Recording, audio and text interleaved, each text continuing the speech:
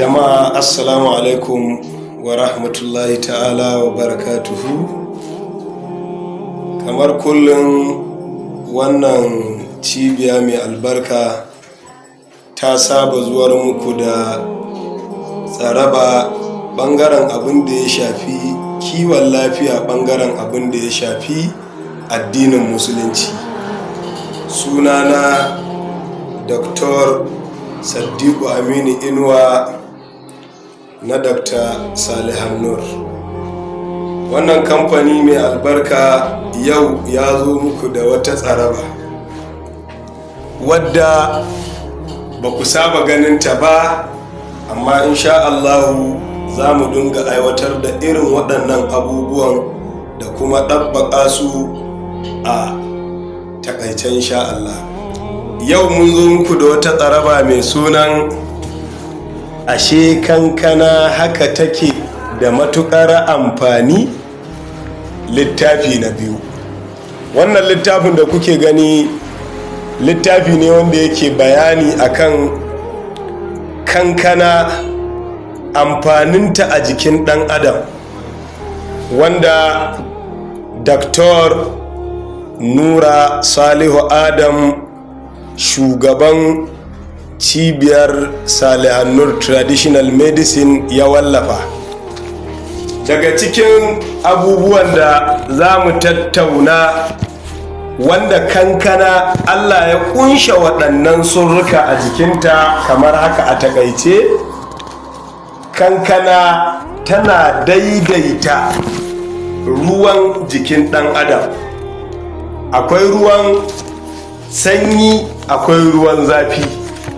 Duk lokacin da ka ji jikinka ya ɗau zum haka kamar zafi, to idan ka nemi kankana ka shata, za ka ji jikinka ya sanyaya. Haka duk lokacin da ka ga sanyi ya yi yawa a jikinka, to idan ka samu wannan ‘ya'yan marmari na kankana, to jikinka zai daidaita. Da haka daga cikin amfanin kankana, tana daidaita al'adar ya mace. In mace jini ya mata wasa bangaren abin da ya shafi al'ada, ta yi so 2 a wata ko so 3 da sauransu, to in dai tana amfani da kankana ko 'ya'yan kankana, to za su magance mata wannan matsala. Sannan kankana tana maganin ciwon hepatitis A and B and C, shine ciwon hanta. Tana wanke jinin jikin ɗan adam da fitar da ƙwayoyin cututtukan da suke yawo a cikin blood. To jama'a, wannan fa kaɗan ne daga cikin amfanin kankana. Abu na ƙarshe da za mu rufe da shi, annabi Muhammadu sallallahu alaihi wasallama yana faɗa daga cikin abin da ya fi soyuwa a gare shi a cikin kayan marmari, to kankana ce. Don haka akwai wani sahabi,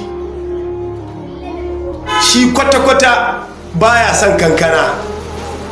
Kawai ranar nan sai ake bashi labari, to ai annabi Muhammadu sallallahu alaihi wasallama daga cikin kayan marmari ya fi son kankana. To da haka duk irin ƙwayar cutar da take addaba cikin jikinka, kai mai sauraro na, ka sami wannan ɗan marmari na kankana, ka sha da niyyar samun lafiya ta ɓangaren wannan cutar. Allah zai baku lafiya. A takaice kenan, mu haɗu a karatu na gaba insha Allahu. Wassalamu alaikum wa rahmatullahi ta'ala wa barakatuhu. Wannan cibiya tamu muna zaune a cikin ƙasar Najeriya, cikin birnin Kano, unguwar Goron Dutse, kan titin Sani Madakin Gini. Za a iya bunkitar mu ta lambobin waya kamar haka. Wassalamu alaikum wa rahmatullahi ta'ala wa barakatuhu.